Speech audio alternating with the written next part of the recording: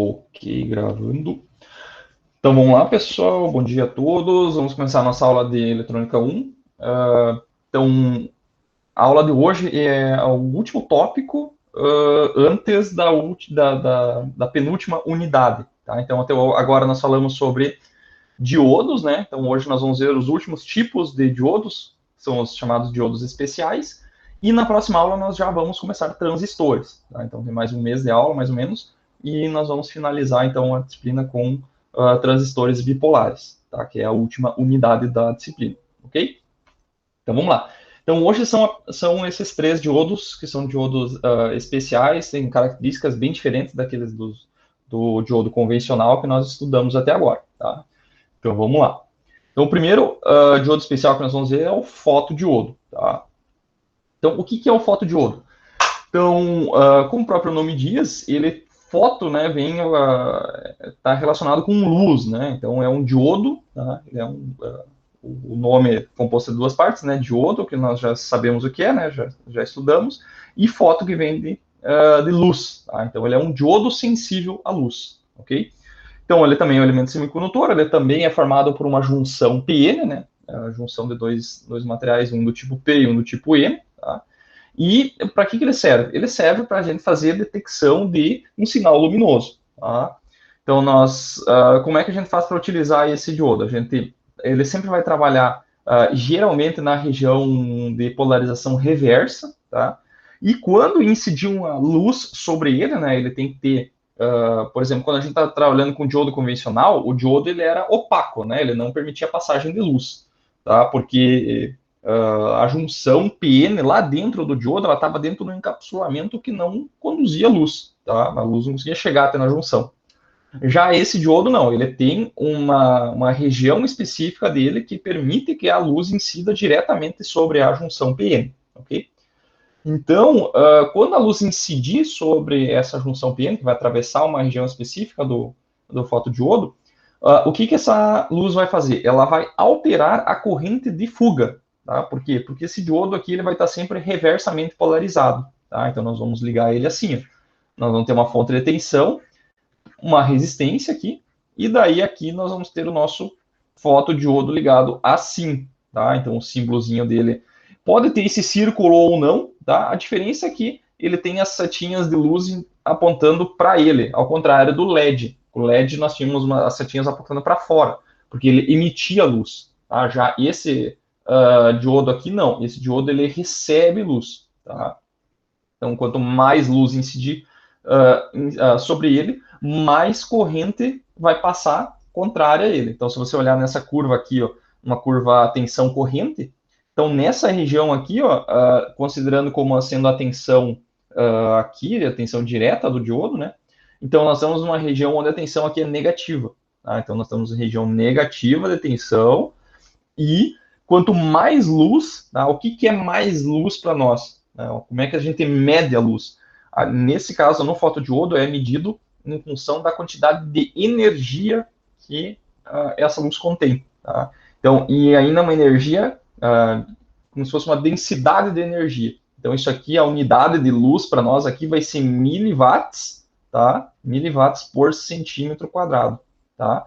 Porque a luz, ela incide sobre uma área, tá? Então, eu tenho que somar toda a potência que está sendo incidida dentro de uma área específica. Tá? Então, se eu quero saber a potência total que está entrando no fotodiodo, eu tenho que pegar e saber quanto que é a área de absorção de luz, que também, em alguns casos, é fornecida no datasheet. Tá?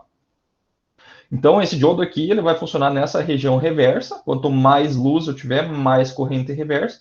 Inclusive, eu posso trabalhar também numa região de tensão zero. Tá? Então, olha aqui, ó, se eu estiver nessa região aqui, ó, nesse ponto aqui, ó, a tensão sobre ele é zero. Tá?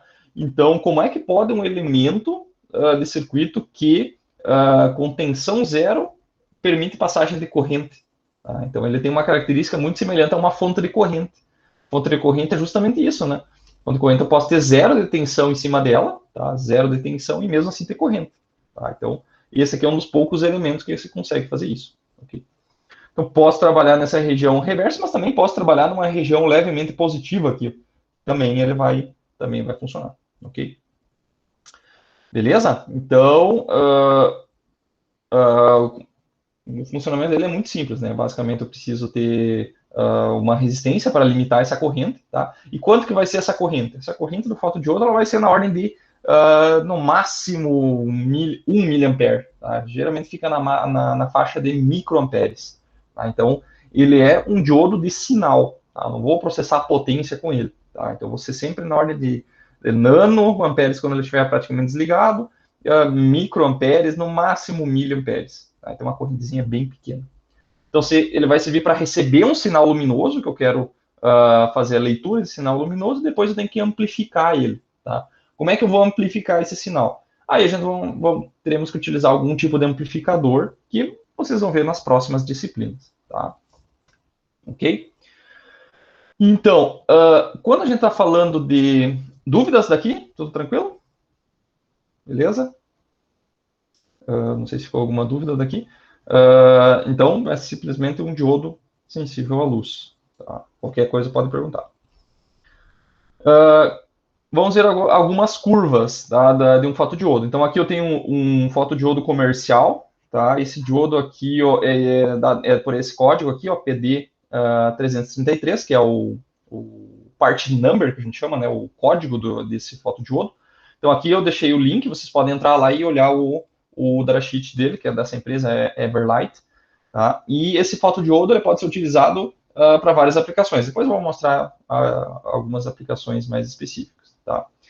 Então, esse fotodiodo, ele, como ele recebe luz, tá? E eu falei que essa luz ela é medida utilizando unidade de potência por área, né, miliwatts por centímetro quadrado, tá?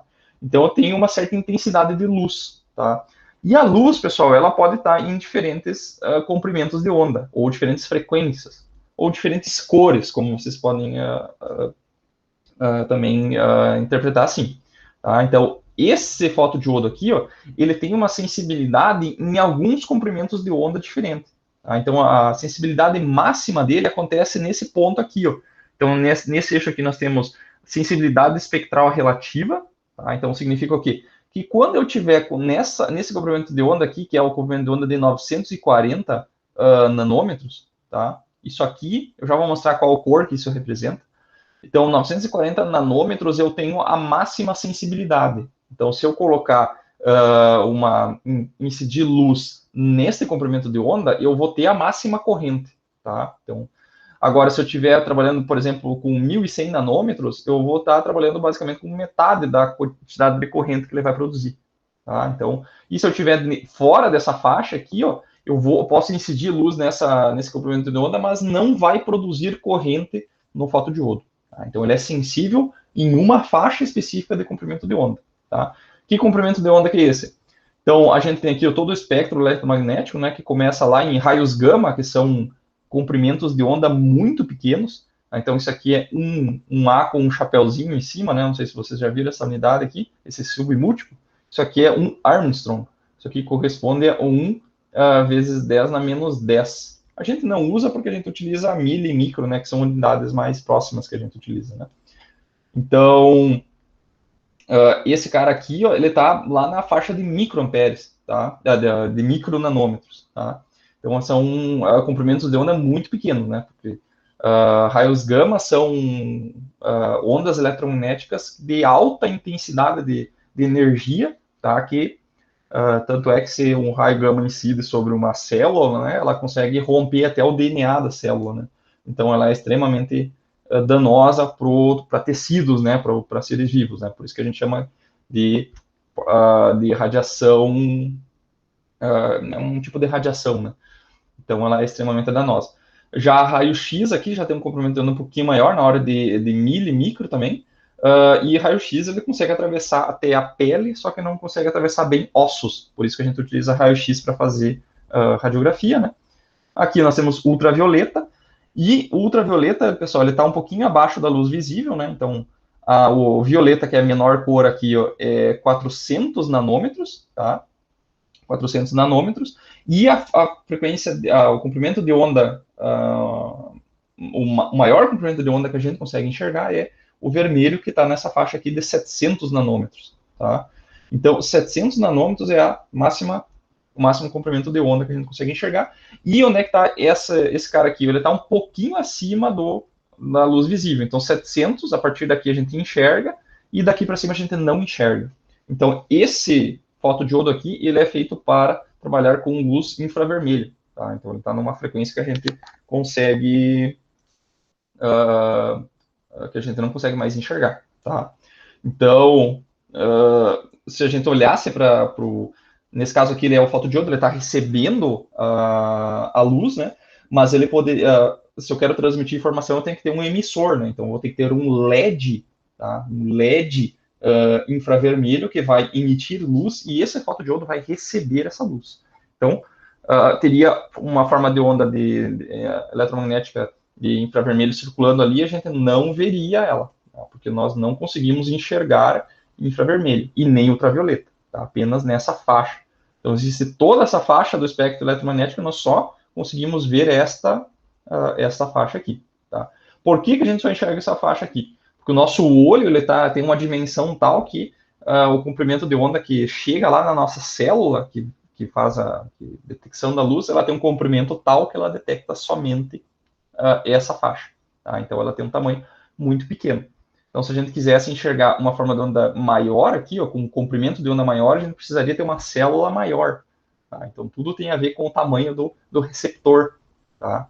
Ok? Por isso que aqui, ó, então, você vai ver comprimento de ondas aqui na faixa de 1 metro, 1 quilômetro. Então, aqui são ondas longas, por exemplo, a forma de onda de rádio. A forma de onda de rádio FM tem a forma de onda na faixa de metros, tá? Enquanto que forma de onda a FM, né? Então, esse aqui está a FM. E aqui na faixa de alguns quilômetros está a forma de onda AM, tá? Então, a AM é uma onda mais longa ainda. Por que a gente não enxerga? Porque o nosso olho teria que ter esse comprimento aqui, esse diâmetro aqui, de 1 quilômetro. Então a gente não enxerga, porque a gente não consegue captar essa forma de onda. Okay? Então o receptor tem que ser na mesma dimensão da forma de onda que a gente quer detectar. Tá? Ok? Então esse fotodiodo ele tem essa sensibilidade maior nesse comprimento de onda aqui de 940 nanômetros. Tá? E aí, qual que é a relação entre a energia que ela recebe e a quantidade de corrente? Então é dado também lá numa forma de onda num gráfico que tem geralmente no datasheet do fotodiodo, que é esse gráfico aqui. Ó. Então, aqui ó, ele já colocou no comprimento de onda de maior sensibilidade, que é esse cara aqui, ó, 940, tá? Então, aqui é o pico. Então, ele incidiu essa forma de onda, essa luz nesse comprimento de onda e variou a intensidade, tá? Então, ele variou a intensidade aqui de 0,5 miliwatt até 1,5 miliwatt por centímetro quadrado, tá? Então, o valor nominal que ele apresenta, tá? Qual desses valores aqui que seria o valor nominal? O valor nominal é 1 miliwatt. Então, nessa condição aqui, vai dar próximo de 50 microamperes. Tá? Só que essa curva, pessoal, vocês estão vendo que ela é bem linear. Ó. Então, se eu dobrar a quantidade de potência, dobra a corrente. Okay? Só que isso aqui varia muito com a temperatura. Então, ela é linear em relação à intensidade de potência incidida. Quanto mais potência, mais corrente, tá? Só que, dependendo da temperatura, essa curva, aqui ele não colocou no mesmo gráfico, mas provavelmente essa curva aqui seja para 25 graus. Se for outra temperatura, provavelmente essa curva vai ter outra inclinação aqui, tá? Então, ela depende da temperatura, tá? Ok? Então, dependendo da intensidade, quanto mais intensidade, mais corrente. Outra coisa que interfere na produção de corrente no fotodiodo é também o ângulo com que eu estou incidindo a luz. Então, se eu tiver esse meu fotodiodo aqui, ó, o que significa esse gráfico aqui? Nós temos aqui ó, o ângulo, tá? Então, o 0 grau seria quando eu estaria aqui, ó, exatamente incidindo perpendicularmente à face detectora do diodo, que é essa face aqui. Ó. Então, na ponta do diodo é onde eu tenho a máxima absorção de potência, tá? Então, se eu tiver 0 graus, eu vou estar com a máxima intensidade de produção de corrente. Conforme eu vou me afastando, colocando o meu... Então, aqui eu estou com 0 grau, tá? Esse 0 graus corresponde a 100%. A intensidade relativa é 1. Então, estou multiplicando a minha corrente máxima por 1. Agora, se eu tiver, por exemplo, aqui, ó, com 20 graus de inclinação, se eu vir no gráfico, vai dar mais ou menos por aqui. Então, aqui é 0,9, em torno de 0,8. Então, eu já perdi 20% colocando ele a 20 graus de inclinação, tá? Se eu tiver lá ó, a 50%, tá? 50% vai dar aqui, mais ou menos. Então, 50% vai dar em torno de 0,3. Então, vai estar com 30% apenas, tá? Beleza? Então, vai depender muito do ângulo de incidência daquela forma de onda, daquela luz infravermelha que vai ser incidida sobre o meu fotodiodo, tá? Beleza? Então, esses são alguns parâmetros principais. Lá no datasheet também tem algumas outras informações, né? Eu deixei o link aqui, vocês dão mais uma olhada lá. E aqui tem algumas informações bem importantes. Por exemplo, as duas informações mais importantes são essas aqui, ó, que é a corrente quando eu estou com ele iluminado, tá? Então eu estou com 1 miliwatt por centímetro quadrado, com uma luz de uma intensidade luminosa lá de 1 miliwatt por centímetro quadrado em 940 nanômetros, tá? E eu tenho uma tensão reversa em cima do meu fotodiodo lá de 5 volts, tá? Então, quando eu tiver com essa condição aqui, eu vou ter uma corrente de 35 microamperes. Tá? Se vocês olharem lá no gráfico, vai dar um valor um pouquinho diferente. Lá parecia que era um pouco mais do que em torno dos 45, quase 50. Tá? Só que isso aqui deve ser numa temperatura específica lá que ele considerou, 25 graus. Talvez aquele gráfico lá não seja em 25 graus. Podemos até voltar aqui. Então, seria aqui 1 miliwatt, tá mais ou menos por aqui. Ó. Tá? Parece que pelo não tem escala também, né? Não dá para saber, mas o 35 para mim deveria estar mais ou menos 35. Né? Tá? Então, quando eu tiver com essa quantidade de luz, eu vou ter 35 microamperes. E quando eu tiver com 0 miliwatts, ou seja, a escuridão total, né, que ele chama de dark current, né? Então, quando eu tiver com essa quantidade de luz aqui, eu vou ter 5 nanoamperes. Tá? Então, eu tenho uma quantidade muito menor de luz. Tá? Então, ele varia numa escala aqui de mais de 1000 vezes, né? Passou de nano para micro. Tá? Então, dá 6.000 vezes a variação de quantidade, 7.000 vezes, né? 735 vezes 1.000. Então, ele varia 7.000 vezes a quantidade corrente, colocando luz e tirando luz. Tá? Então, é uma sensibilidade bem grande. Tá? Então, é uma excelente sensibilidade. Okay? E aqui tem alguns outros parâmetros, né? Por exemplo, aqui, ó, qual é a tensão reversa máxima que ele consegue operar. Então, nesse caso aqui, ele consegue operar com 170 volts. Então, tá uma tensão bem alta que consegue. Tempo de subida e descida, ó, rise time e fall time, né? Que é quando eu tenho um degrau de luz, né? Então, tá escuro e iluminou abruptamente, tá? Então, quando é que eu vou ter isso? Quando eu tiver, por exemplo, um LED piscando para transmitir uma informação digital, por exemplo. Quero transmitir um clock, tá? Então, eu vou ter uma luz piscando em alta frequência. Então, essa tempo que demora para subir e para ter a máxima corrente e a mínima corrente, né, até ele ligar e desligar, vai ser em torno de 45 nanosegundos, que é um tempo muito rápido, tá? Então, se a gente fosse usar aquela classificação de diodos lá, esse diodo aqui é um diodo muito rápido, tá? Super rápido, tá? Ok? Então, essas são as principais características. Capacitância também, vai depender da aplicação, também tem que tomar cuidado, tá? Tensão de circuito aberto, quando eu tiver com com a incidência máxima de energia nele, então eu vou ter essa tensão de 0,39, então é praticamente um curto, tá? Uma tensão bem baixinha, tá? Pico de sensibilidade, 940 nanômetros, né? E a faixa espectral, então ela vai de 840 nanômetros até 1100 nanômetros. Tá? Até essa faixa, provavelmente aqui ele considera como sendo metade da sensibilidade. Então, se a gente voltar aqui no gráfico, corresponde a esse ponto aqui do gráfico, daqui até aqui.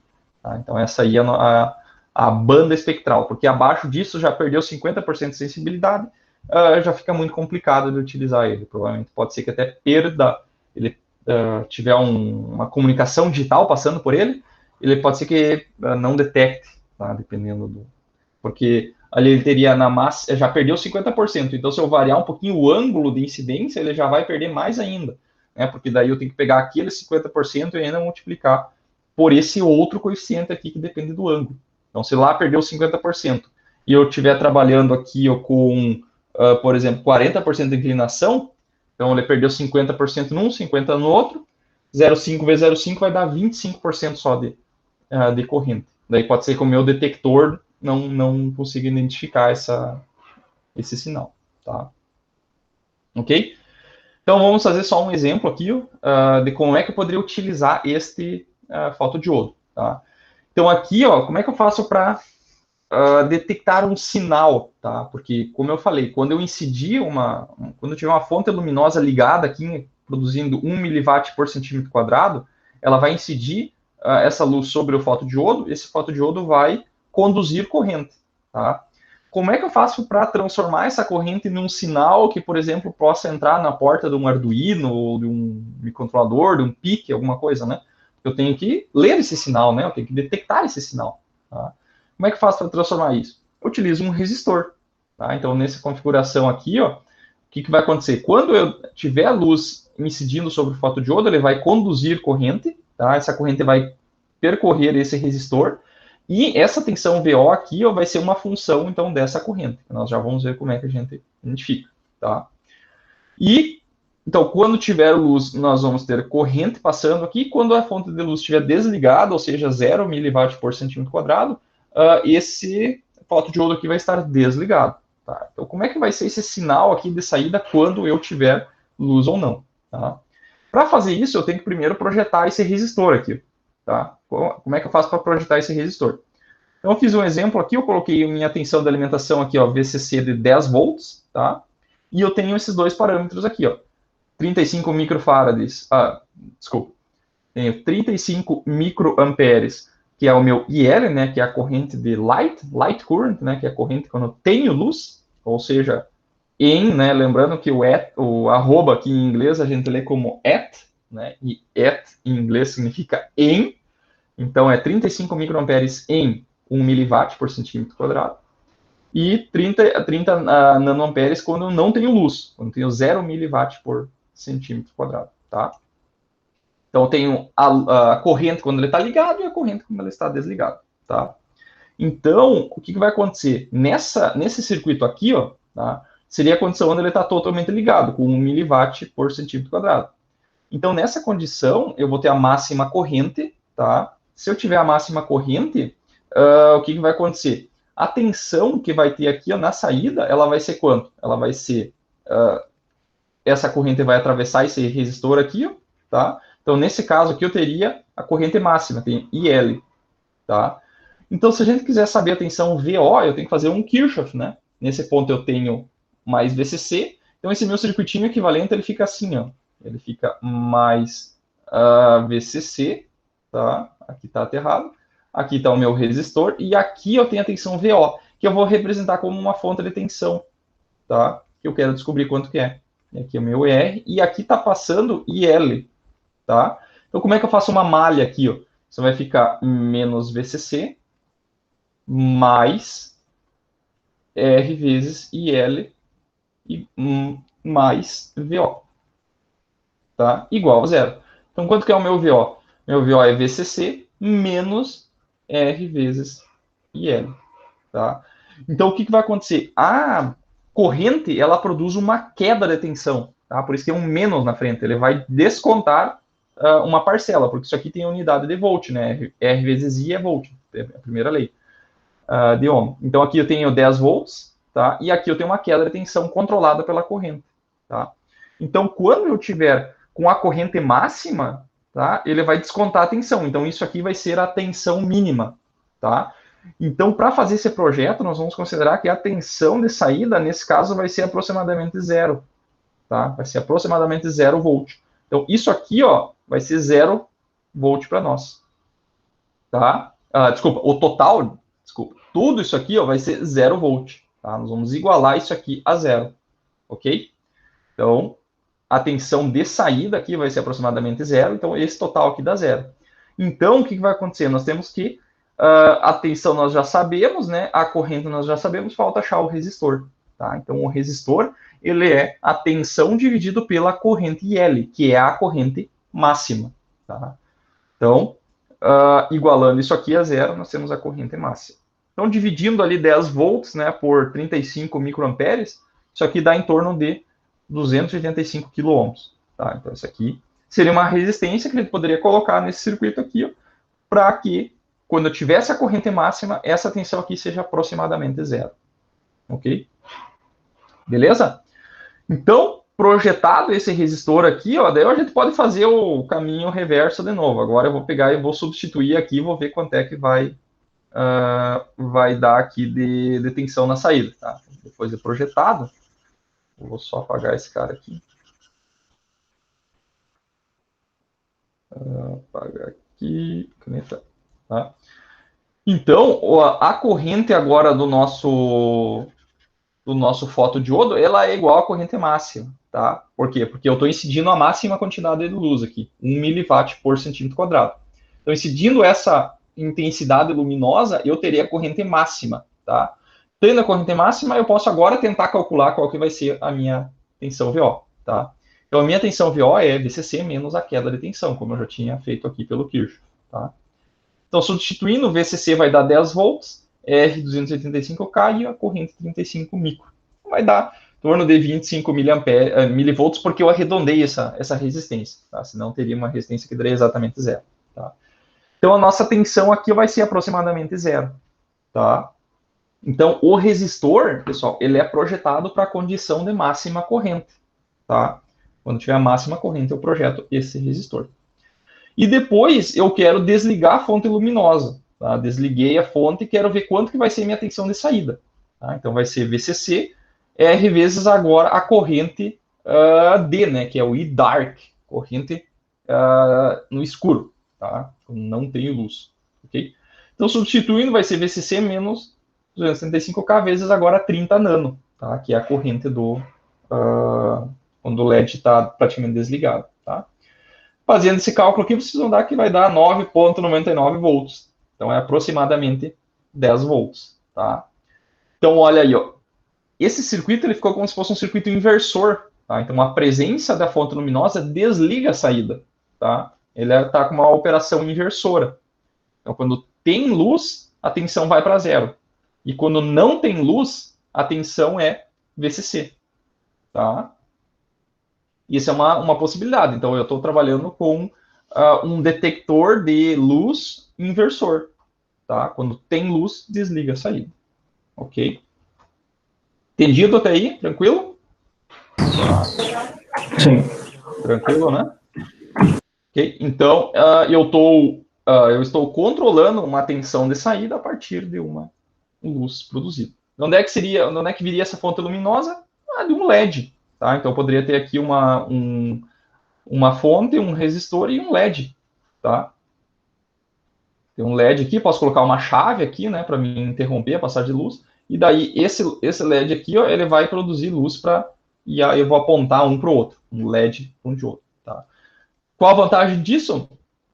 Eu não tenho contato elétrico entre as duas partes. Então, por exemplo, essa parte aqui, ó, desse que vai acionar esse fotodiodo, esse sinal de saída pode ser que ele está num potencial de tensão muito diferente. Então, pode ser que ele esteja ligado num circuito que está ligado numa fonte de alta tensão, tá? Que eu não quero ter contato elétrico com ela. Então, eu posso comunicar, por exemplo, mandar uma informação via luz. Então, eu estou com uma isolação ali no meio. Então, é muito útil para a questão de isolação. A gente chama isso de isolação óptica, tá? Um isolador óptico, tá? Ok? Então, aqui nós teremos um diodo infravermelho que vai emitir luz para o fotodiodo, tá? Ok? Então, aquela é a chamada de operação inversora, tá? Mas eu posso pegar e posicionar diferente. Ó, eu posso posicionar esse fotodiodo aqui, ó, do lado de cima, ligado quase na fonte de 10 volts, por exemplo, e o resistor embaixo, tá? Então, nessa condição aqui, ó, quando eu incidir luz, eu vou ter corrente passando aqui, ó, vou ter IL passando aqui. Tá? Esse IL vai passar por esse resistor e em cima do resistor ele vai produzir aproximadamente 10 volts. Então, esse aqui é o mesmo caso de antes. Aqui eu teria 285K, né, que nós projetamos antes, aqui também, né, 285K. E daí, essa corrente vai passar por esse resistor e vai produzir uma tensão próxima de VCC aqui. Tá? Então, quando tem luz, agora tem tensão na saída. Tá? Ao contrário do de antes. Ó, quando eu tinha luz, eu tinha zero na saída. Tá? Agora é o contrário. Então, aqui, ó, quando tem luz, temos tensão na saída. Tá? Então, essa aqui é chamada de operação não inversora. Tá? E quando eu não tiver luz, ó, vai desligar este fotodiodo. Então, essa corrente aqui vai ser a corrente I dark aqui, que é 30 nano, tá? 30 nanoamperes, que é aproximadamente zero para nós, né? Porque 30 nano vezes 0,85 vai dar uma tensãozinha muito pequena, próxima de zero, tá? Então, nano. E aqui é 30, não é 5 nano, né? 35 micro, desculpa. Aqui é 35 micro, tá? 35 microamperes, tá? Ok? Então, vocês vão ver que para trocar de operação inversora para não inversora, é só trocar a posição dos componentes. Aí, nesse caso aqui, o resistor está aterrado e no outro está o fotodiodo aterrado. Quando que eu uso uma, quando que eu uso a outra? Depende da situação, tá? Das duas maneiras vai funcionar da mesma maneira. O que pode acontecer é que muitas vezes você tem um circuito que aciona o LED, que vai enviar informação para o fotodiodo, aquele circuito é inversor por algum motivo, tá? Por algum motivo ele é inversor. Então, o que pode acontecer é que você tem aqui uma operação inversora também para desinverter o sinal, tá? Agora, se o acionamento do LED lá ele é não inversor, tá? Então é interessante aqui também ser não inversor, tá? Que daí eu não fico trabalhando com o sinal invertido, ok? Então vai depender da situação. Eu não falei muito do acionamento do LED, porque depois eu posso até retomar isso aqui, porque o LED, pessoal, quando eu tenho um acionamento via um microcontrolador, por exemplo, dependendo da corrente do LED, eu não consigo acionar direto com um pino do microcontrolador, então eu tenho que usar um transistor, tá? Que é o conteúdo da próxima unidade da disciplina, tá?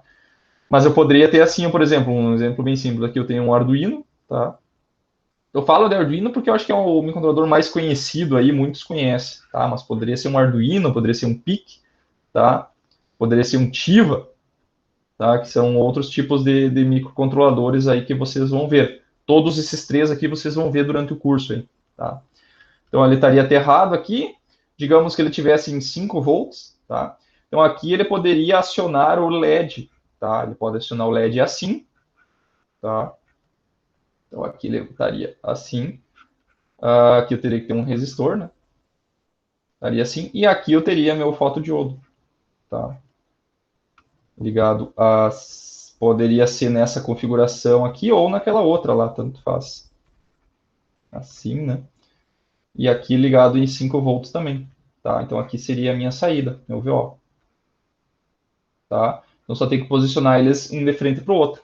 Então quando eu acionar esse LED aqui, ó, tá? Eu acionei o LED, tá? Tem luz. Então essa luz vai incidir no fotodiodo e vai ter corrente e daí vai ter sinal na saída. Então quando eu coloco o nível lógico 1 aqui, vai ter nível lógico 1 aqui na saída. Quando eu coloco 0, vai ter 0 aqui na saída, tá? Então essa configuração aqui é uma configuração não inversora, tá? Não inversora. Quando eu coloco 1, liga o LED, tá? Mas eu poderia ter uma outra configuração, tá? Eu vou colocar o mesmo circuito aqui, ó, 5 volts, tá? Mas eu poderia acionar o LED assim, ó, tá? Poderia colocar o LED assim, assim, o resistor aqui e esse cara aqui ligado em 5 volts também, tá? E daí aqui é o LED e daí aqui está o meu fotodiodo. Daí aqui o meu fotodiodo estaria, ele está aterrado, tá? Então, o que vai acontecer? Quando eu colocar nível lógico 1 aqui, então aqui vai ter 5 volts. 5 volts menos 5 volts dá zero de queda de tensão em cima do meu circuito, do meu LED.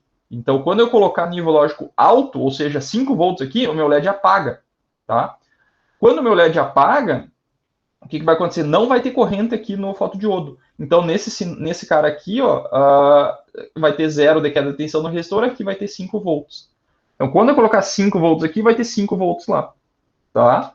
E como é que eu fiz isso? Eu fiz isso através de invertendo o acionamento do LED, tá? E invertendo o fotodiodo, tá?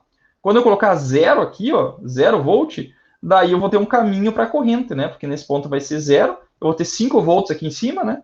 Daí vai ter corrente no LED, tá? Quando tiver corrente no LED, vai acionar o fotodiodo e essa tensão aqui vai cair, né? Porque vai ter corrente no resistor e aqui vai ter 0 volt, tá? Então, das duas configurações são não inversoras, né? Entrada e saída, tá? Só que internamente aqui é não inversor e aqui é inversor. Ok? Então são essas duas possibilidades. E daí, claro, que eu poderia inverter só uma, né? Se eu inverter só essa configuração aqui, daí na saída vai ser invertido, ou se eu inverter só a saída, que daí na saída vai ser invertido também, tá? Ok? Entendido? Tranquilo? Então tá, acho que é bem intuitivo isso aí, tá? Beleza? Então tá, então onde é que eu utilizo um fotodiodo? Tá? Fotodiodo tem várias aplicações aí na eletrônica, tá?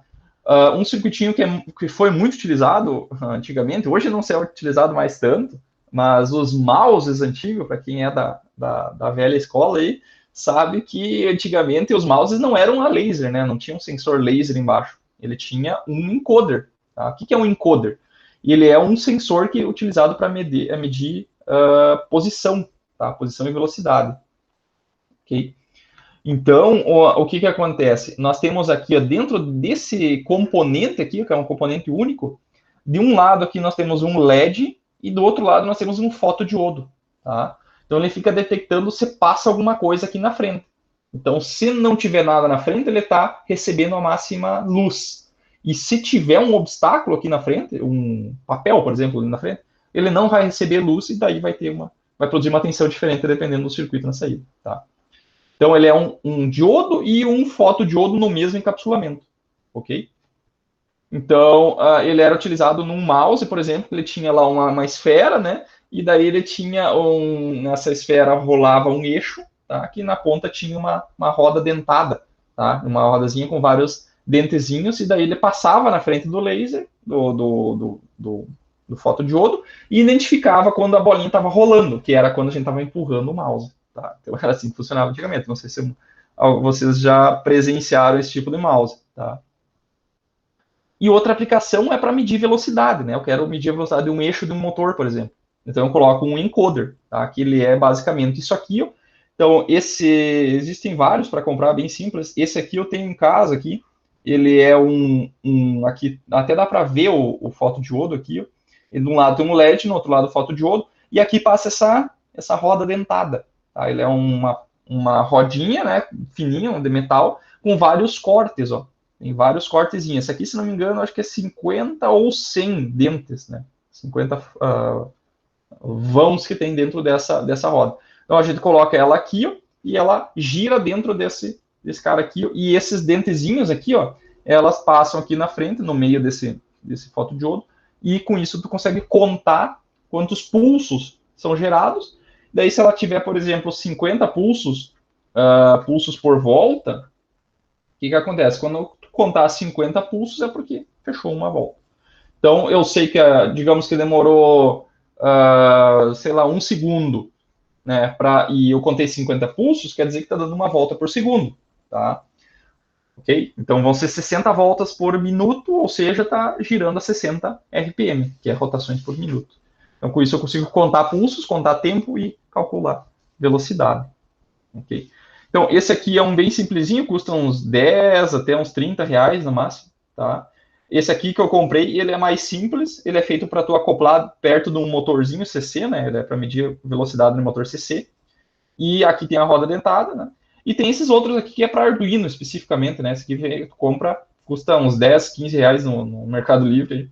E ele não vem com a rodinha dentada, você tem que comprar ou fazer. Tá? Ok?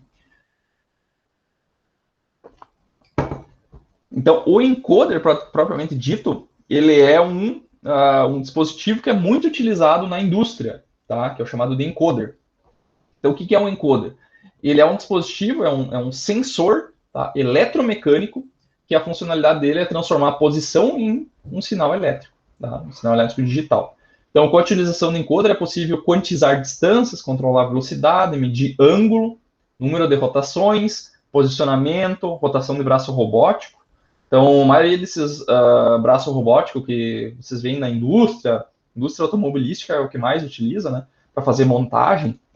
Então, No braço sempre vai ter um encoder. Em cada junta do motor vai ter um encoder, tá? Para medir a posição do braço, o ângulo do braço, tá? Ok? Então, por exemplo, esse aqui é um encoder muito simples, ó. Ele tem aqui uma roda dentada, tá? Com vários furos, né, nessa roda dentada, e tem uma carreira de roda de furos aqui, e tem uma outra carreira que só tem um furo, tá? Então, esse aqui é um encoder bem específico, chamado de encoder incremental, tá? Então, são 3 LEDs, ó, 3 LEDs e 3 sensores, tá? Por que isso? Tá? Vão sair na saída 3 sinais, o chamado sinal A, tá? Não é esse aqui, é o sinal A, o sinal B e o sinal Z, tá? Para que serve isso? O sinal Z, que é um pulso por volta, ele serve para você pegar e saber onde é que começa a volta, tá? Então, é uma marcação para dizer, aqui é o começo da volta. Tá? Por que eu não posso usar os outros sensores, os outros furos? Porque os outros são todos iguais. Então, eu não sei qual deles que é o início. Porque quando eu ligar o sistema, esse eixo pode estar parado em qualquer posição. Tá? Então, acaba que eu não consigo medir posição, saber onde é que é o início da volta, apenas olhando para esses pulsos aqui. Tá? Então, o que eu tenho que fazer? Eu tenho que ter uma outra carreira de furos aqui, que é esse aqui, que só tem um furo, que diz, não, esse aqui é o zero. Tá? Então, você pode alinhar com o eixo, com uma posição específica, e dizer, esse aqui é o zero. Tá? E aqui tem, nessa mesma carreira de furo, são posicionados 2 sensores. Tá? E esses 2 sensores, eles estão levemente defasados um do outro, de forma que eles geram sinais aqui, ó, que vocês estão vendo, ó, aqui fechou um período. Ó, tá? Esse aqui, ó, o período dele começa quando o outro está na metade. Tá? Então, o sinal da onda quadrada está defasado a 90 graus. Tá? Para que serve isso? Ele serve para a gente conseguir identificar para que lado que esse eixo está girando. Tá? Por quê? Porque se eu tenho... acho que tem que ser nesse figura mesmo. Se eu tivesse somente um sensor, então eu estaria com o sensor assim, né? Digamos, aqui está o LED, aqui está o emissor, e a minha roda dentada está passando assim, né? Não faz diferença se a roda dentada está girando assim ou está girando de assim. Por quê? Porque esses pulsos vai ser borda para cima e borda para baixo, sempre. Não importa se está indo ou está voltando. Não tem como saber para que lado está girando. Então, como é que foi feito para tentar descobrir para que lado ele gira? Utilizando esses 2 sinais. Tá? Então, o que acontece? Se ela está girando para lá, tá? Então, olha aqui, ó, sentido horário. Tá girando sentido horário. O que vai acontecer? Eu vou fixar o canal A, por exemplo. Então, quando eu der uma borda de subida do canal A, tá? Eu vou pegar e vou olhar a polaridade do canal B. Então, deu uma borda no canal A, eu vou olhar como é que está o canal B. Se ele estiver em nível lógico 1, ele está girando no anti-horário. Tá? Agora, quando ele estiver girando para o outro sentido, ó, quando der uma borda de subida, tá? O meu sinal vai estar em nível lógico baixo. Tá? Então, eu conto bordas de subida do canal A, no caso, e olho o canal B. Tá? Se ele tiver em 1, ele está girando para um lado, se tiver em 0, está girando para o outro. Então, é uma maneira bem inteligente de saber para que lado está girando. Tá? Então, são 3 sinais, o A, o B e o Z. Só que, geralmente, eles, do encoder, que o encoder, eu já vou mostrar ele fica assim, ó, dentro de um encapsulamento, assim, tá? E aqui está o eixo que está girando, e aqui está toda aquela eletrônica ali com o diodo e o fotodiodo, tá? Então, geralmente esse encoder fica longe, tá, do meu circuito que faz a contagem de pulsos e medição da velocidade. Então, para eliminar ruído nesse caminho, geralmente se utilizam um sinal barrado também. Então, eu gero o sinal A e o A barrado, tá? Então, e mando os 2 sinais, o A e o A barrado. Daí, lá do outro lado, tem um sensor que mede a diferença dos 2 sinais, tá? E daí ele consegue eliminar alguns ruídos que aparecem. Por exemplo, se o meu ruído fizer isso aqui, ó, tiver um ruído para cima e para baixo, um menos o outro, o ruído não aparece. Tá? Então ele elimina ruído de modo diferencial, que a gente chama. Tá? Isso aqui vocês vão ver mais para frente, em outras disciplinas também. Estou só adiantando. Tá? Beleza? Então esse é o chamado encoder incremental. Tá? Existem 2 tipos de encoders, tá, pessoal? Os 2 tipos principais de encoders. Primeiro, que é esse que eu já falei, que é o encoder incremental, tá? Que ele mede posição relativa, tá? Então ele tá aqui vai ter um LED e um fotodiodo, um de cada lado desse disco, tá? Esse disco é colocado aqui dentro, tá? Então aqui dentro vai ter um disco dentro do encoder, tá? E daí eu vou ter aqueles três LEDs e três fotodiodos, tá? Então se eu quero mais resolução, eu quero medir ângulos menores, eu coloco mais pulsos nessa roda dentada, tá? Então aqui, por exemplo, ó, nessa roda dentada aqui tem 16 pulsos por volta. E nessa aqui eu tenho 516 pulsos por volta. Tá? Para que serve isso? Porque daí eu tenho mais resolução. Tá? Então, se eu tiver, por exemplo, 360 graus, esse cara aqui vai dar quase meio grau para cada pulso. Então, eu sei que quando passar um pulso, passou quase meio grau. Enquanto que nesse aqui vai dar, sei lá, 10, 20 graus quase entre um pulso e outro. Então, eu tenho menos resolução. Ok? Então, esse encoder a gente chama de incremental porque ele só incrementa pulsos, né? Se eu estou medindo um ângulo, ó, contei, liguei meu encoder, contei 10 pulsos, cada pulso, digamos que seja 1 grau. Então, ele contou 10 graus. Se eu desligar o meu sistema e ligar de novo, ele perdeu a contagem.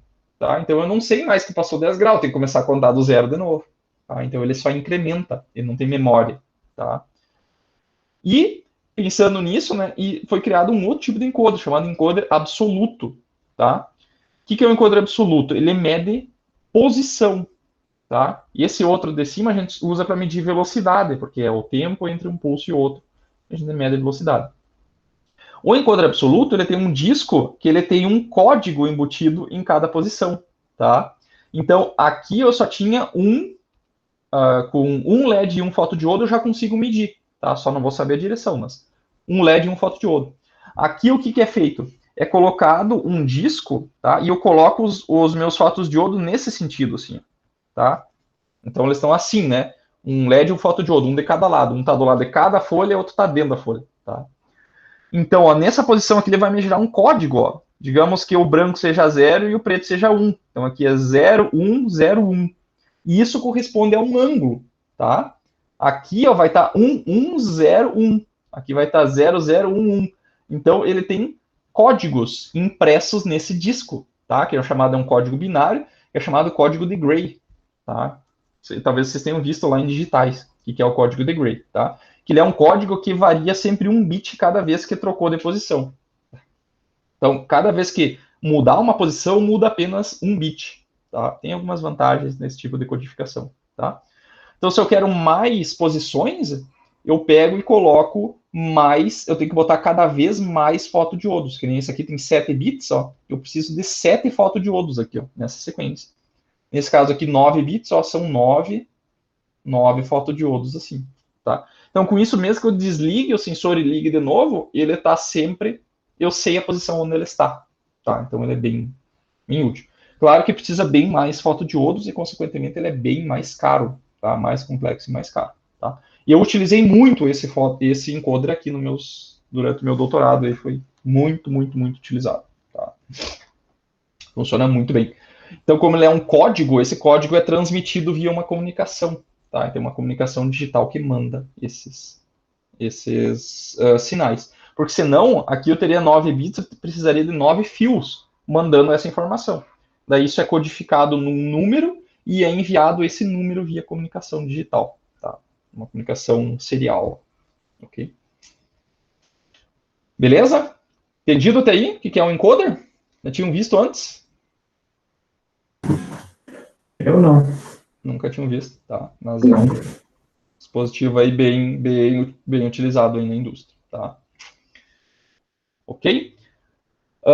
Outra aplicação, pessoal, de fotodiodo é para fazer leitura de tensões, por exemplo, tá? Eu posso, por exemplo, fazer o seguinte, ó. Esse componente aqui, ó, ele é um circuito integrado, ó, dentro de um encapsulamento de 8 terminais aqui, ó, tá? Ele é um chip, tá? Um CIzinho lá, circuito integrado, tem 8 terminais e ali dentro tem um LED e 2 fotodiodos, tá? Daí o que acontece? Eu tenho aqui uma tensão de entrada, Vin, que eu quero medir, tá? E eu quero isolar essa medida aqui, tá? Eu não quero ter contato elétrico entre a medida e o meu microcontrolador, por exemplo, tá? Então eu vou colocar esse circuito aqui no meio, tá? E aqui na saída eu vou ter a minha medida. como é que ele funciona? Aqui, pessoal, tem um outro componente, que é esse componente aqui, que é chamado de amplificador operacional. Isso aqui vocês vão ver lá em eletrônica 3, tá? Então, ignore um pouco dessa parte aqui, tá? Como é que esse circuito funciona, assim, por cima? Ele tem um LED, tá? Quando eu fizer passar uma corrente por esse LED, tá? Ele vai produzir uma quantidade de luz, tá? Que ela vai incidir nesse fotodiodo, tá? Nesses dois fotodiodos ao mesmo tempo.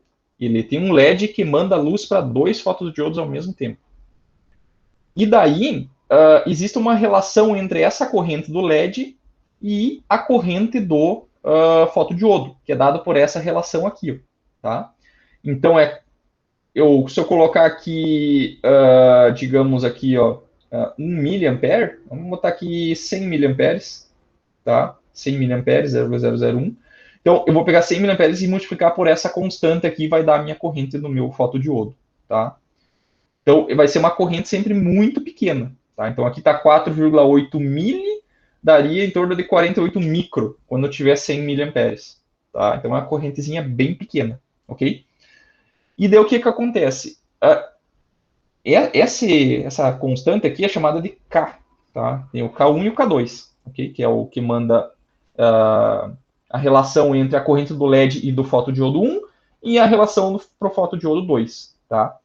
O que acontece é que essa relação em fotodiodos normais, ela geralmente não é linear, tá? Não é bem linear. E como isso aqui é um circuito da medição, ela tem que ser linear. Então, sabendo que ela é não linear, o que eles fizeram? Então, já que é não linear, nós vamos fazer dois diodos aqui, ó, dois fotodiodos que eles vão ser não lineares, porque é sempre meio não linear, só que os dois são muito parecidos. Então, esse K1 e o K2, do fotodiodo 1 e 2, são muito iguais, tá? Então, se errou para um, errou para o outro, tá? E daí, por isso que tem dois fotodiodos. Ele pega e faz o seguinte, ó. Aqui estaria o fotodiodo 1, então aqui está aquele circuito da entrada, ó, tá? E daí ele vai medir a tensão com esse amplificador aqui, ó. O que ele faz? Ele mede a tensão e multiplica por um ganho e daí produz a corrente do LED. E daí esse LED joga luz para a entrada de volta e joga para a saída, tá? E com isso ele lineariza essas distorções, tá? É um circuito muito interessante, tá? Só que tem que utilizar esses outros componentes aqui, tá? E eu uso muito esse circuito aqui para fazer medição de tensão isolada, tá? Por isso que eu mostrei para vocês. Mas eu vou mostrar de novo lá em eletrônica 3 para vocês, tá? Fiquem tranquilos. Ok? Então é uma maneira bem inteligente de linearizar um fotodiodo. É tu pegar e jogar a luz para dois fotodiodos, um deles tu joga para a saída e outro tu joga para a entrada e lineariza ele, tá? Então ele pode ser utilizado também para medição de tensão, ok? Beleza? Outras aplicações, por exemplo, lá no controle remoto da televisão de vocês, lá, se vocês olharem na ponta do controle remoto, o que vocês têm lá, aqui, do controle do ar-condicionado, por exemplo, o que tem aqui dentro é um fotodiodo. Tá? Então, aqui dentro vai ter um fotodiodo e lá no ar-condicionado, ou na televisão de vocês, vai ter lá desculpa, aqui no caso do controle remoto, vai ter um LED, né? E lá no ar-condicionado ou na televisão de vocês vai ter um fotodiodo, tá? Por isso que quando você pressiona uma tecla aqui, ó, você não enxerga nada aqui. Por quê? Porque aqui o comprimento de onda é infravermelho, tá? Então esse infravermelho a gente não consegue ver, tá? Por isso que muitas vezes se vocês pegar um celular, por exemplo, e filmar vocês muitas vezes e pressionar uma tecla do controle remoto, vocês vão ver que acende, tá? Por quê? Porque a câmera de vocês lá, provavelmente ela está amostrando aquela comprimento de onda e está transformando em outro, tá? Numa imagem em outra cor, tá? Então isso é devido à amostragem da câmera, tá? Pode acontecer isso, ok? Então vocês estão enxergando, na verdade, outra frequência outro comprimento de onda, tá? Então o fotodiodo é bom para isso, ele é para transmitir sinais a uma certa distância, não é distância muito grande, tá? Utilizando luz, tá? Não estou utilizando, por exemplo, o Wi-Fi de vocês lá, está utilizando um comprimento de onda lá que é muito menor, tá? Na ordem de uma frequência muito diferente, tá na ordem de de gigahertz, né? Essa aqui é uma outra frequência. Então, eu não estou utilizando o mesmo espectro de frequência para transmitir informação, tá? Se eu estivesse transmitindo o sinal do controle remoto na mesma frequência do Wi-Fi, poderia dar interferência ou eu estou sobrecarregando muito aquela faixa de frequência. Tá? Então, é interessante liberar algumas faixas de frequência e utilizar outras para não dar interferência. Então, a faixa de frequência que é utilizado é nessa faixa aí de alguns nanômetros, tá? Beleza? Então, eu acho que a maior aplicação de fotodiodos é para controle remoto, tá? Porque ele é muito rápido. Então, quando eu pressiono uma tecla, pessoal, vocês têm que ver, vocês têm que pensar que eu não é um sinal 0 e 1 que eu tô, tipo, pressionei a tecla e ele só deu uma borda de subida e ok. Não, cada vez que eu pressiono uma tecla, ele está codificando aquela tecla num número, num código, tá? Que lá vai ter, sei lá, 10, 20, 30 bordas de clock ali, vai ter uma comunicação digital ali que vai ser enviado, tá? Então geralmente ela é comutado numa frequência bem alta também, alguns kilohertz de comutação. Então vou ficar ligando, desligando aquele LED, aquele fotodiodo, em alguns kilohertz, tá? Para transmitir essa informação. Tá? Então tem uma comunicação digital que está sendo enviada ali, ok? Beleza? Então tá. Então esse aí, pessoal, é o fotodiodo, tá? Que é um tipo de diodo especial, tá? Então vamos ver agora um outro diodo especial, tá? Que tá dos três que nós vamos ver hoje, que é o chamado de diodo Schottky, tá? Diodo Schottky. Ok? O que é um diodo Schottky, pessoal? Tá? Então, esse diodo é um diodo que ele é formado por uma junção de um material semicondutor do tipo N, tá? E um terminal metálico. Tá? Ele não é uma junção PN. Tá? Ele não é uma junção PN, é só metade de uma junção PN. Tá? Então, é um semicondutor tipo N e um terminal metálico do outro lado. Tá? O que eu ganho fazendo isso? Como eu tenho uma junção a menos, o meu chaveamento, né, a comutação desse meu diodo é muito mais rápida, tá? Do que os diodos bipolares convencionais, tá? Uma vez que não existe carga espacial armazenada no material do tipo N e, sendo necessário, então, desculpa. Uma vez que a carga espacial armazenada no tipo N, sendo que é necessário apenas refazer a barreira de potencial para ele ligar e desligar. Então, a queda de tensão desse tipo de diodo é em torno de 0,3 volts. Tá? Então, a minha queda de tensão é muito menor do que um diodo de silício, que é em torno de 0,7. Tá? Então, se vocês pensarem que, por exemplo, eu estou trabalhando com um circuito de um aparelho de solda que solda em corrente contínua, tá? Então, muitas vezes, na saída de um aparelho de solda, eu estou trabalhando lá com 500 amperes, 1000 amperes, tá?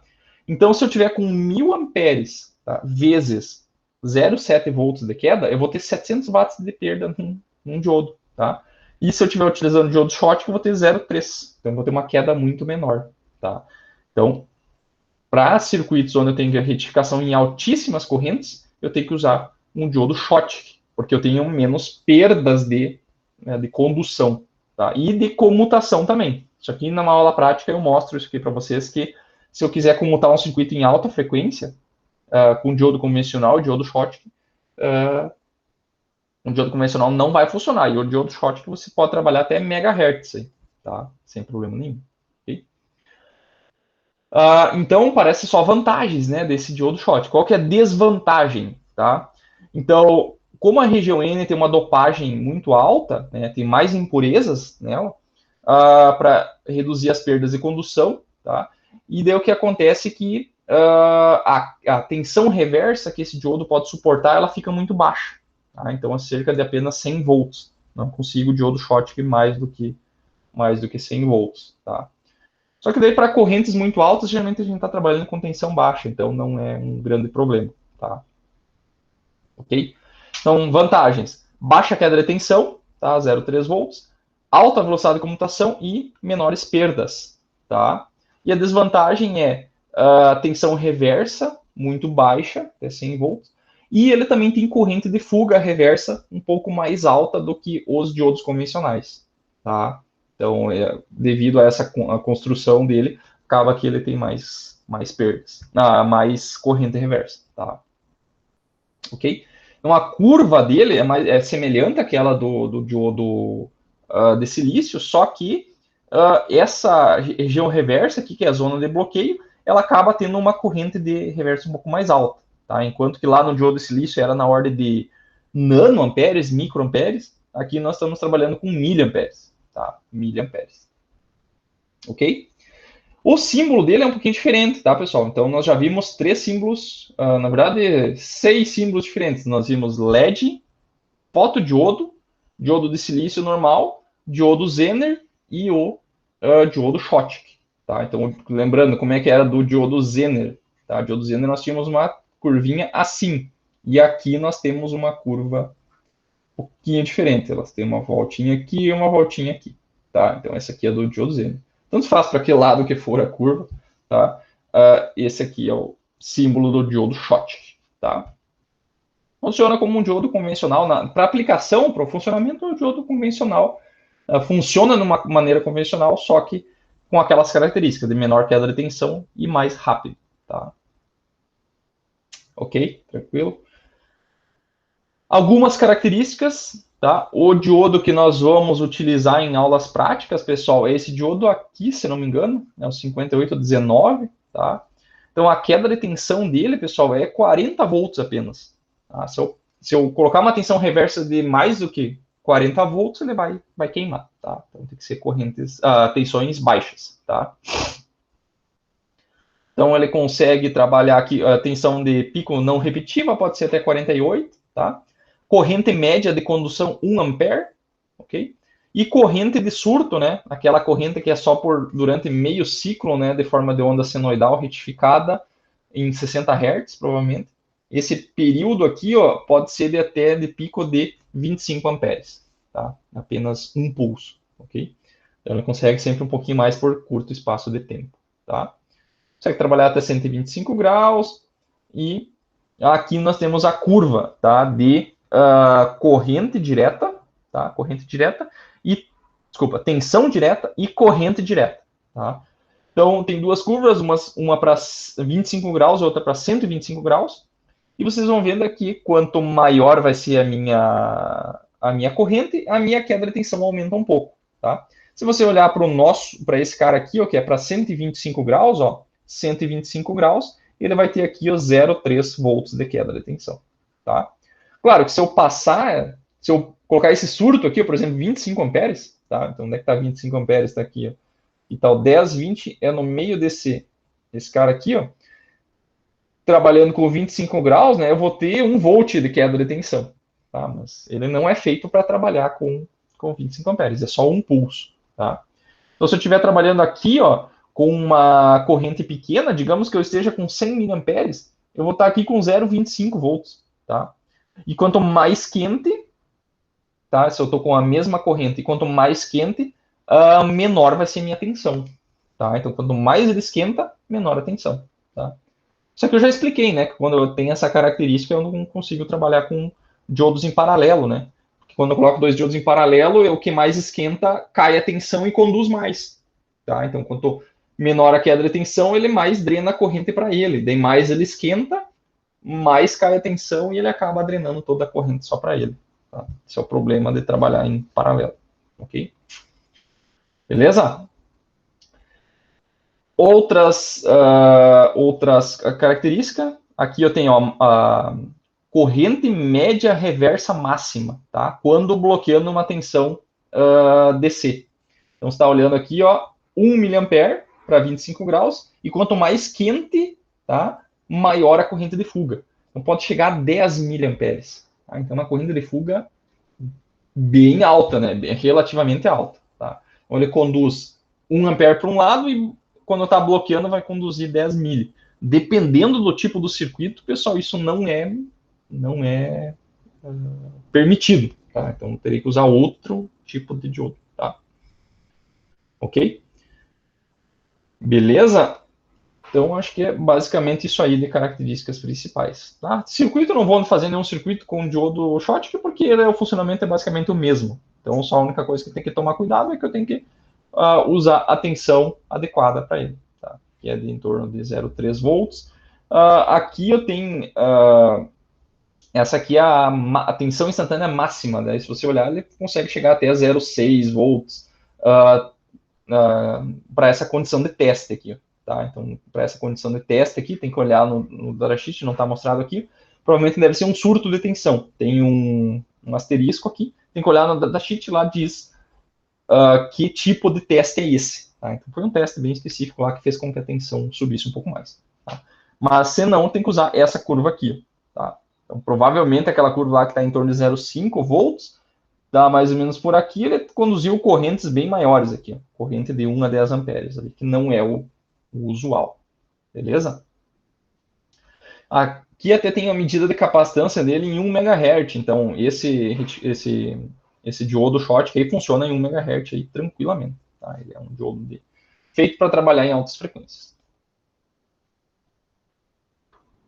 Beleza? Dúvida sobre o diodo Schottky? Tranquilo? Tranquilo. É um diodo convencional aí, só que com características especiais, tá? E o último componente que nós vamos ver, tá? Que é o chamado de varicap, tá? Que é um outro tipo de diodo específico, especial, tá? Então, o que é um varicap? O varicap, ele é uma mistura de diodo com capacitor, tá? Então, ele é um diodo que e além disso, né, ele é um capacitor variável, tá? Então, ele é um diodo que possui uma capacitância variável, que é função da tensão que é aplicada sobre ele, tá? Então, não é somente um diodo e um capacitor. Ele é um capacitor que varia a sua capacitância dependendo da tensão que você aplica nele, tá? O capacitor, tá, que a gente já viu lá em circuitos 1, ele possui uma capacitância, né? E essa capacitância, ela é fixa. Ela não deve variar com a tensão, tá? Por quê? Porque a capacitância em um capacitor, ela é dada pelaquela equação lá, que ela depende da permissividade, depende da área das placas e depende da distância das placas, tá? Então, aqui é a distância das placas e aqui nós temos a área dessas placas aqui, né? Ok? Então, essa área aqui, quanto maior a área, maior a capacitância, quanto menor a distância, maior a capacitância também. Aqui, essa capacitância ela é gerada através da junção PN, tá? Lembrando que a junção PN, eu já falei que ela tinha uma capacitância devido a essa junção, porque eu tenho dois materiais condutores, né, ligados naquela camada de depressão que forma entre a junção P e N, que é uma camada isolante. Então, acaba aparecendo uma capacitância naturalmente. Todos os diodos têm uma capacitância intrínseca, tá? Tanto é que é dado lá no datasheet o valor dessa capacitância. O varicap, ele é um diodo específico onde esse efeito da capacitância é maximizado, tá? Ele é feito para ter uma camada construído de modo a ampliar esse efeito capacitivo, tá? Tornando mais sensíveis à variação de tensão, enquanto que diodos comuns geralmente são feitos de forma a minimizar esse efeito. Tá? Então, todos têm um problema e esse é feito para maximizar esse problema. Tá? Então, quando reversamento polarizado, os diodos 5.2 apresentam sua junção PN uma capacitância, é o que eu falei, né? Que é devido à presença de portadores de carga separados por uma camada isolante, tá? De forma formada pela recombinação dos portadores, né? Que é a camada de depressão. Tá? Então, essa região é chamada de zona de depressão. Ao variarmos a tensão nos terminais desse diodo, variamos a separação desses portadores e a largura dessa camada isolante, o que equivale a aumentar o dielétrico entre as placas de um capacitor. Então, o que muda, pessoal, é essa distância, tá? Que é devido à junção PN, né? Lembram lá a junção P e N? Então, aqui eu no meio forma uma camada de depressão, tá? E essa camada de depressão varia com a tensão aplicada. E com isso varia a capacitância, tá? Então, se vocês olharem, tem desse varicap aqui, né, que nós temos no laboratório, que é o BB119 e o BB909, tá? Aqui tem a tensão reversa aplicada, né? Ele sempre vai trabalhar com tensão reversa, né? Quanto maior a tensão, menor a capacitância, tá? Quanto maior a tensão, menor a capacitância. Então, aqui, ó, eu saí de 1 volt, eu tenho mais ou menos por aqui, está em torno de uns 33, 34 picofarads, e eu vou chegar aqui com 10 volts, vou chegar em torno de uns 18 picofarads. Então, são capacitâncias muito pequenas, tá? Capacitâncias muito pequenas. Esse outro aqui trabalha em torno de 45 picofarads até em torno de menos de 5 picofarads. Então, são capacitâncias bem pequenininhas, tá? Pergunta é, para que eu utilizo isso aqui? Tá? Qual que é a aplicação? Tá? Então, esse tipo de aplicação, pessoal, de componente, ele é utilizado principalmente, ou foi muito utilizado na parte de sintonia de circuitos de rádio. Tá? Então, como é que funciona a sintonia de um circuito de rádio? Eu tenho lá, agora os rádios são todos digitais, né? É um processo um pouquinho diferente. Tá? Mas como é que era antigamente? Antigamente você girava, com certeza alguém deve ter visto, do pai de vocês, do avô de vocês, deve ter visto um rádio mais antigo, onde você gira ao lado como se fosse um potenciômetro, né? Você gira uma rodinha lá que você pega e trocava a emissora do rádio. Tá? Então tinha aquele mostrador, né, que variava e você estava trocando de emissora. O que significa girar aquele, que na verdade não é um potenciômetro, né? Quando você está girando aquela rodinha, vou chamar de rodinha, tá? Quando eu giro aquilo, na verdade, o que eu estou trocando é a capacitância desse capacitor aqui. Então, esse capacitor é variável, tá? Tem uma capacitância e um indutor. Esse circuito aqui, ele está ressonando, ele está trocando energia de um lado para o outro, tá? E na frequência que esse circuito está ressonando, é a frequência que ele mais absorve energia na frequência de ressonância. Então, a frequência de ressonância desse circuito aqui é dado por essa equação. É 1 sobre 2π raiz de LC. Tá? Quando tiver uma onda eletromagnética que veio lá da minha radioemissora e incidir em cima desse circuito aqui, ó, que aqui geralmente está ligado à antena, tá? Quando ele incidir aqui, ó, esse circuito vai absorver essa frequência, essa energia nessa frequência e vai oscilar com uma amplitude maior. Tá? E com isso, esse circuito absorve essa energia. E daí eu tenho um outro circuito, chamado de demodulador, que transforma esse circuito, esse sinal modulado em FM ou AM, transforma num sinal de áudio de novo. Tá? Tem várias maneiras de fazer isso. Vocês vão ver isso lá numa disciplina de telecom, provavelmente. E o que acontece? Esse capacitor aqui, ó, ele precisa ter algumas condições para fazer a operação. Tá? E eu consegui trocar essa frequência de ressonância. Então, para trocar essa frequência, geralmente se troca fisicamente o valor do capacitor, girando ele, tá? Que ele é um capacitor variável, onde as placas mudam de tamanho, tá? Eu tenho aqui, ó, o isolante, e aqui eu tenho